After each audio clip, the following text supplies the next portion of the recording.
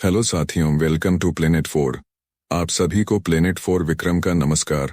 भारत पर टैरिफ लगाने के बाद डोनाल्ड ट्रंप नशे में चूर थे। उन्हें लग रहा था कि अब भारत झुक जाएगा, उनके हर ऑफर को हाथ जोड़कर स्वीकार करेगा। लेकिन अब अमेरिका को भारत ने पहला और सबसे जोरदार झटका दे दिया है, वो भी ऐसे हथियार पर जो खुद ट्रंप ने प्रधानमंत्री मोदी को ऑफर किया था। अमेरिका के कई टॉप लेवल अधिकारी महीनों से भारत के दरवाजे खटखटा रहे थे, कह रहे थे कि रूस से हथियार मत लो, हमारा ले लो, ये बेहतर है, मॉडर्न है, सुपरफास्ट है। लेकिन भारत ने साफ कह दिया है, नहीं चाहिए, अपने पास रखो, हम रूस से दोस्ती निभाएंगे और तुम्हारी दादागिरी अब नहीं चलेगी। जिस लड़ाकू विमान की कीमत $80 मिलियन प्रति यूनिट बताई जा रही थी, भारत ने उसे खारिज कर दिया है और कहा है तुम हमें दबा नहीं सकते, हमारे फैसले तुम नहीं तय करोगे। इस विमान को दुनिया के कई एक्सपर्ट, यहां तक कि एलन मस्क तक, बेकार बता चुके हैं। ये विमान कई बार क्रैश हो चुका है और इसकी उपयोगिता पर दुनिया भर में सवाल खड़े हो चुके हैं। अब समझना यह है कि भारत ने इसे क्यों ठुकराया और अब कौन सा अगला लड़ाकू विमान भारत की वायुसेना में शामिल हो सकता है। सब कुछ आगे विस्तार से चर्चा करेंगे। अब आगे जानेंगे कि भारत कैसे ट्रंप के टैरिफ का एक और धमाकेदार अंदाज में जवाब देने जा रहा है। एक ऐसा जवाब जो न सिर्फ अमेरिका को झकझोर देगा, बल्कि ग्लोबल ट्रेड के नक्शे पर भारत को नई ऊंचाई तक पहुंचा देगा। अब भारत केवल यूरोपियन यूनियन ही नहीं, बल्कि लैटिन अमेरिकी देशों के साथ भी फ्री ट्रेड एग्रीमेंट की तैयारी में जुट चुका है। भारत का यह कदम ट्रंप को और भी ज्यादा बौखलाने पर मजबूर करने वाला है, क्योंकि भारत अब अपने उत्पादों को अमेरिका और यूरोप के बाजारों में घुसाने की जगह सीधे सीधे उन्हीं के आसपास के देशों में बेचने की स्कीम पर काम कर रहा है। और सबसे बड़ा झटका तब लगेगा जब अमेरिका को समझ आएगा कि भारत अब दवाइयां भी वहां भेजना कम कर सकता है, क्योंकि अमेरिका सस्ती दवाओं के लिए भारत पर ही निर्भर है। और ट्रंप जिस भारत को टारगेट कर रहे हैं, वही भारत आज अमेरिका की हेल्थ सिस्टम की रीढ़ बना बैठा है।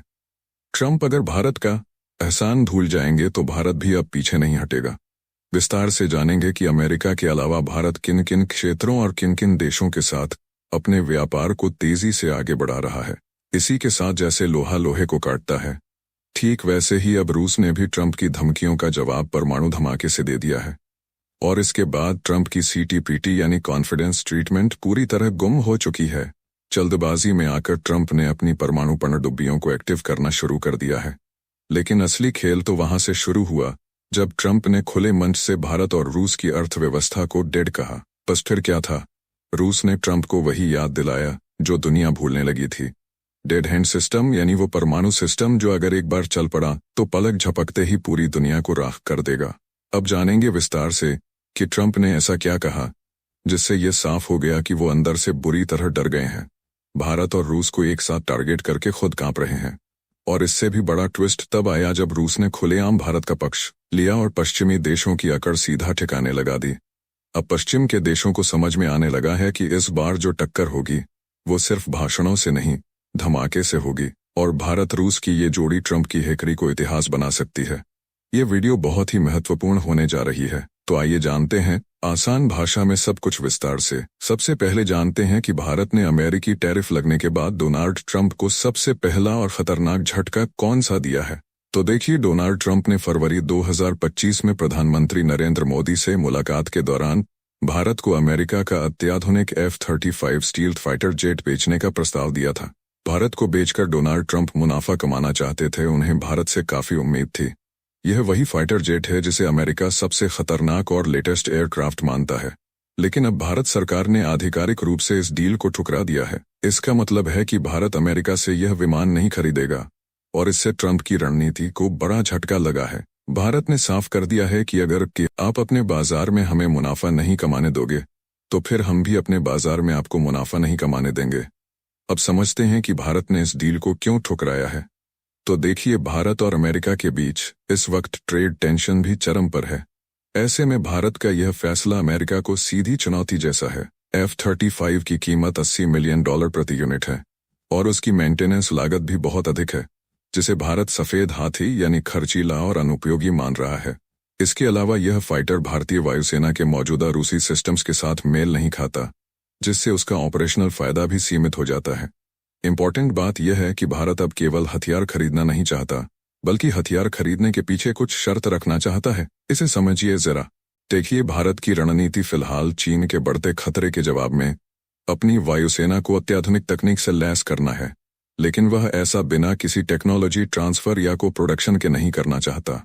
यानी भारत सिर्फ खरीदार नहीं, अब निर्माता भी बनना चाहता है। अमेरिका का ऑफर पूरी तरह से खरीद लो रख लो टाइप था, जिसमें न तो तकनीक भारत को मिलती, न ही मैन्युफैक्चरिंग का कोई हिस्सा। वहीं रूस पहले ही भारत को Su-57 स्टील्थ जेट भारत में को प्रोड्यूस करने का ऑफर दे चुका है, जो भारत की आत्मनिर्भर रक्षा नीति के अनुकूल है।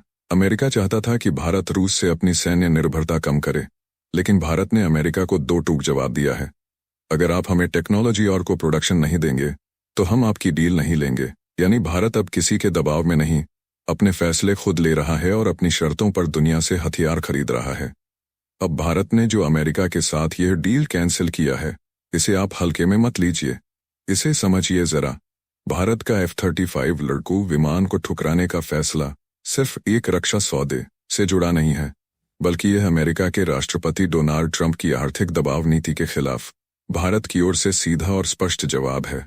ट्रंप लगातार भारत पर 25% टैरिफ का दबाव बना रहे थे और रूस से तेल व हथियार खरीदने पर अलग से जुर्माने की घोषणा भी कर चुके हैं। उन्होंने तो यहां तक कह दिया कि भारत अब एक डेड इकोनॉमी बन चुका है, यानी मरती हुई अर्थव्यवस्था। ट्रंप के इस बयान का जवाब मिल चुका है, जिस पर आगे विस्तार से चर्चा होगी। अभी देखिए, अप्रैल से ही ट्रंप भारत के $45 अरब के ट्रेड सरप्लस से नाराज चल रहे हैं। कभी 26% टैरिफ की बात करते हैं, कभी उसे रोक देते हैं, फिर कहते हैं कि समझौता करीब है, और अचानक पलटी मारते हुए कहते हैं कि अब तक कोई डील नहीं हुई। 30 जुलाई को उन्होंने अपने ट्रुथ सोशल प्लेटफॉर्म पर घोषणा की कि 1 अगस्त से भारत पर 25% आयात शुल्क लागू होगा। इन सब के बीच भारत सरकार ने अपना स्टैंड बिल्कुल साफ कर दिया है। वाणिज्य मंत्री पीयूष गोयल ने दो टूक कहा है कि भारत निष्पक्ष और संतुलित व्यापार समझौते का पक्षधर है, लेकिन राष्ट्रीय हितों से कोई समझौता नहीं किया जाएगा। ऐसे समय में भारत द्वारा F-35 जैसे अमेरिकी हथियार को ठुकराना एक प्रतीक बन चुका है, आत्मनिर्भरता का, स्वाभिमान का और रणनीतिक आजादी का। साथियों, आगे बढ़ने से पहले आप सभी को बता दूं कि अगर आप देश, दुनिया, डिफेंस और इकोनॉमी की 100 से ज्यादा खबरें एक साथ एक ही जगह पर एक ही समय में फटाफट रोज देखना चाहते हैं, तो कृपया मेरे साथ जी चिल्स चैनल पर जुड़िए, जहां मैं रोज शाम 9 बजे आपके लिए दुनिया की तमाम सारी खबरें एक साथ लेकर आता हूं। जी चिल्स चैनल का लिंक आपको नीचे डिस्क्रिप्शन या कमेंट बॉक्स में मिल जाएगा। अब देखिए कि कैसे भारत ट्रंप के खिलाफ दूसरा मोर्चा खोल चुका है। डोनाल्ड ट्रंप भारत की रफ्तार को रोकने की कोशिश कर रहे थे, लेकिन अब भारत ने अपने पैर पसारने शुरू कर दिए। आइए इसे जरा समझते हैं। दरअसल डोनाल्ड ट्रंप द्वारा भारत पर 25% टैरिफ लगाने की धमकी ने भारत सरकार को झकझोर कर रख दिया है, खासकर इसलिए क्योंकि भारत हर साल अमेरिका को अरबों डॉलर का लेदर, कपड़ा, ज्वेलरी और मशीनरी एक्सपोर्ट करता है। 30 जुलाई को जब ट्रंप ने टैरिफ और रूस से खरीद पर जुर्माना लगाने की घोषणा की, तो भारत के वाणिज्य मंत्रालय ने फौरन एक इमरजेंसी मीटिंग बुलाई, जिसमें लेदर और टेक्सटाइल निर्यातकों के साथ चर्चा की गई। इन दोनों सेक्टरों से अमेरिका को हर साल $10 अरब से ज्यादा का एक्सपोर्ट होता है, जो अब ट्रंप की टैरिफ बमबारी की चपेट में आ गया है। ऐसे में भारत ने अमेरिका पर अपनी निर्भरता कम करने का बड़ा फैसला लिया है और अब यूरोप, पेरू और चिली जैसे देशों के साथ फ्री ट्रेड एग्रीमेंट यानी FTA को तेजी से अंजाम देने में जुट गया है। अब जरा लेबर इंटेंसिव सेक्टर पर ध्यान दीजिए। सरकार का नया मास्टर प्लान यह है कि भारत के लेबर इंटेंसिव सेक्टर जैसे कि टेक्सटाइल, समुद्री उत्पाद, मशीनरी, जेम्स और ज्वेलरी को अब यूरोपीय यूनियन और लैटिन अमेरिका के देशों में स्थापित किया जाए। भारत पहले ही पेरू और चिली के साथ व्यापार समझौते की नींव रख चुका है और अब इन वार्ताओं को फास्ट ट्रैक किया जा रहा है। इसका मकसद है अमेरिकी बाजार पर निर्भरता को धीरे धीरे खत्म करना और दूसरे मजबूत विकल्प तैयार करना। यह रणनीति न केवल भारत के निर्यातकों को नया बाजार देगी, बल्कि वैश्विक स्तर पर भारत की आर्थिक स्वतंत्रता और व्यापारिक ताकत को भी बढ़ाएगी। यानी ट्रंप का टैरिफ वार अब भारत के लिए अवसर बनता जा रहा है और भारत उसे एक नए व्यापारिक नेटवर्क में बदलने की पूरी तैयारी में है। और यह बिल्कुल सही कदम है। जब अमेरिका हमारे लिए कोई प्रॉब्लम क्रिएट करेगा, हमें उसे अवसर के रूप में देखना चाहिए और तेजी से आगे बढ़ना चाहिए। ऐसे ही भारत अमेरिका से आजाद रहेगा और सुपर पावर की रेस में अमेरिका को टक्कर दे सकेगा। अब जरा ध्यान से आंकड़ों को समझिए और इंजीनियरिंग प्रोडक्ट्स पर ध्यान दीजिए। जहां भारत एक जबरदस्त चाल चल रहा है। देखिए, भारत फिलहाल अमेरिका को हर साल कुल $86 अरब का सामान एक्सपोर्ट करता है, जिसमें से अकेले $20 अरब का हिस्सा इंजीनियरिंग प्रोडक्ट्स यानी मशीनें, उपकरण और अन्य तकनीकी सामान का होता है। लेकिन अब इन पर भी 50% तक का भारी टैरिफ लगने का खतरा है, जो ट्रंप सरकार की धमकी का हिस्सा है। इसी खतरे को टालने के लिए भारत अब एक चतुर रणनीति पर काम कर रहा है। भारत इन इंजीनियरिंग प्रोडक्ट्स को अमेरिका को सीधे भेजने के बजाय चिली और पेरू जैसे देशों के रास्ते घुमाकर भेज सकता है, जिससे अमेरिकी टैरिफ को बाईपास किया जा सके। यानी एक तरह से रूट बदलो, झटका टालो की रणनीति अपनाई जा रही है। इसी के साथ यूरोपीय यूनियन के साथ भी भारत का डिजिटल ट्रेड और एंटी फ्रॉड जैसे अहम विषयों पर समझौता हो चुका है और अगली बातचीत सितंबर में होगी। यूरोप को भारत का कुल निर्यात अब $98 अरब तक पहुंच गया है। यानी अमेरिका को पीछे छोड़ने का एक सुनहरा मौका भारत के सामने खड़ा है। अलावा एक और इलाका है जहां भारत कब्जा करना चाह रहा है। जी हां, सिर्फ यूरोप या लैटिन अमेरिका ही नहीं, भारत ने खाड़ी देशों के साथ भी अपना व्यापारिक मोर्चा खोल दिया है। ओमान के साथ भारत की ट्रेड डील अब लगभग अंतिम चरण में पहुंच चुकी है और जल्द ही लागू हो सकती है। इसके अलावा यूनाइटेड किंगडम के साथ जो व्यापारिक समझौता हुआ है, उसे पूरी तरह लागू होने में करीब 1 साल का वक्त लगेगा, लेकिन उसकी बुनियाद मजबूत है। EFTA यानी यूरोपियन फ्री ट्रेड एसोसिएशन देशों के साथ भी नया समझौता अक्टूबर से लागू होने जा रहा है। इन सभी प्रयासों का मकसद है ट्रंप के टैरिफ वार के बीच भारत के एक्सपोर्ट को नए बाजार देना और अमेरिका पर निर्भरता कम करना। भारत ने यह साफ कर दिया है कि चाहे दबाव कितना भी हो, वह अपने किसानों, MSME यानी छोटे और मंझोले उद्यमों और श्रमिक वर्ग के हितों से कोई समझौता नहीं करेगा। भारत अब FTA यानी फ्री ट्रेड एग्रीमेंट के रास्ते अपनी रणनीतिक जीत की पटकथा खुद लिख रहा है। अब समझते हैं कि कैसे दोस्त रूस भारत के लिए पश्चिमी देशों से भिड़ गया है। तो देखिए, जिस प्रकार के लिए पश्चिमी देशों से भिड़ गया है। यूरोप ने रूसी तेल पर प्रतिबंध लगाया और अमेरिका ने भारत पर टैरिफ लगाया है। उसे देखते हुए रूस का गुस्सा फूट पड़ा है।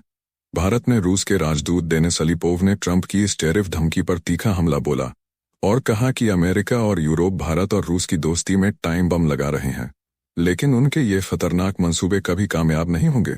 अलीपोव ने साफ कहा कि अब अमेरिका और यूरोपीय यूनियन पर भरोसा नहीं किया जा सकता, क्योंकि ये केवल अपने हितों के लिए काम करते हैं और बाकी देशों को डराकर धमकाकर अपने हिसाब से चलाना चाहते हैं। लेकिन भारत और रूस के रिश्ते लोहे जैसे मजबूत हैं, जिन पर कोई धमकी असर नहीं डाल सकती। रूस ने यह भी जोर देकर कहा कि उसने भारत से कभी स्वार्थ में दोस्ती नहीं की, जबकि अमेरिका की दोस्ती हमेशा फायदे की होती है। पश्चिमी देश भारत पर दबाव बनाना चाहते हैं कि वह रूस से तेल और हथियार लेना बंद करे, लेकिन भारत ने आज तक न रूस से व्यापार रोका और न कोई प्रतिबंध लगाया। रूस का मानना है कि पश्चिम के ऐसे फैसले सिर्फ उनकी असलियत उजागर करते हैं, लेकिन भारत और रूस की ऊर्जा और रक्षा साझेदारी अडिग है। उधर देखिए, ट्रंप ने जैसे ही भारत को धमकी दी, ठीक वैसे ही रूस के पूर्व राष्ट्रपति ने ट्रंप की हेकड़ी निकाल दी। आइए इसे समझते हैं। देखिए, रूस और अमेरिका के बीच तनाव अब खतरनाक मोड़ पर पहुंच चुका है। रूस के पूर्व राष्ट्रपति और वर्तमान में राष्ट्रीय सुरक्षा परिषद के उपाध्यक्ष दिमित्री मेदवेदेव ने हाल ही में एक टेलीग्राम पोस्ट में अमेरिका और ट्रंप को डेड हैंड सिस्टम की याद दिलाई। यह सिस्टम सोवियत दौर में तैयार किया गया था और इसकी खासियत यह है कि अगर रूस के राष्ट्रपति और पूरी सैन्य कमान परमाणु हमले में मारे जाते हैं, तो यह प्रणाली अपने आप रूस की ओर से जवाबी परमाणु हमला शुरू कर देती है। मेदवेदेव ने ट्रंप को सीधे सीधे चेतावनी देते हुए कहा कि जब आप भारत और रूस को डेड इकोनॉमी और डेंजर जोन कह रहे हैं, तो आपको उन हॉरर फिल्मों की भी याद करनी चाहिए जिनमें डेड हैंड जैसा सिस्टम दिखाया गया है। यानी ये कोई सामान्य बयान नहीं, बल्कि एक सोची समझी परमाणु धमकी थी। अब देखिए कि इस खतरनाक धमकी के बाद डोनाल्ड ट्रंप की कैसे हालत खराब हो गई है। तो इस धमकी को डोनाल्ड ट्रंप ने बेहद गंभीरता से लिया है। उन्होंने शुक्रवार को सार्वजनिक रूप से ऐलान कर दिया कि अमेरिका ने 2 परमाणु पनडुब्बियों को रूस की सीमा के पास भेज दिया है। ट्रंप ने कहा कि शब्दों की अहमियत होती है और कभी-कभी ये अनचाहे परिणाम भी पैदा कर सकते हैं। उन्होंने कहा कि अगर रूस की डेड हैंड की चेतावनी कोई मजाक नहीं थी, तो अमेरिका भी अब मजाक नहीं करेगा। ये फैसला सिर्फ जवाब देने का नहीं, बल्कि तैयारी और चेतावनी का संकेत है। यानी अब अमेरिका पूरी तरह हथियारबंद होकर रूस के दरवाजे पर खड़ा है और यह स्थिति दोनों देशों को किसी भी वक्त टकराव के परमाणु मुहाने तक ले जा सकती है। यह केवल कूटनीति नहीं, अब शक्ति प्रदर्शन का खुला युद्ध बन चुका है। सच्चाई भी यही है कि रूस की परमाणु धमकी आते ही ट्रंप कांपने लगते हैं। आगे बढ़ते हुए डोनाल्ड ट्रंप ने सिर्फ रूस को ही नहीं, बल्कि रूस के पूर्व राष्ट्रपति और मौजूदा सुरक्षा परिषद उपाध्यक्ष दिमित्री मेदवेदेव को भी सीधा निशाना बनाया है।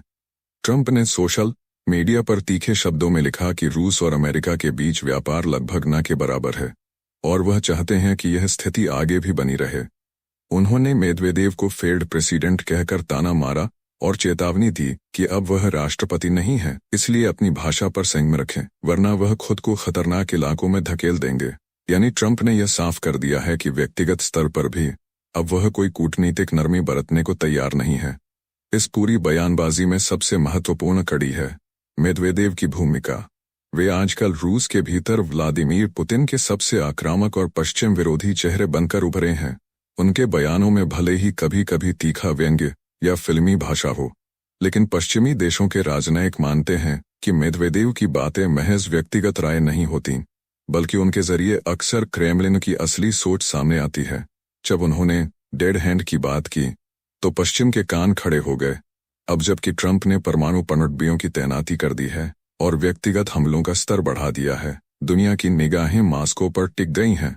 देखिए, जब आप पूरी तरीके से रूस को घेरने का प्रयास करेंगे तो रूस को भी बचने के लिए कोई ना कोई रास्ता चाहिए होगा। ऐसे में वह मजबूरी में परमाणु का भी इस्तेमाल कर सकता है। इस वीडियो में फिलहाल इतना ही। जल्द मिलते हैं एक और नई अपडेट के साथ। जाने से पहले वीडियो को लाइक करके चैनल को सब्सक्राइब कर लें। धन्यवाद।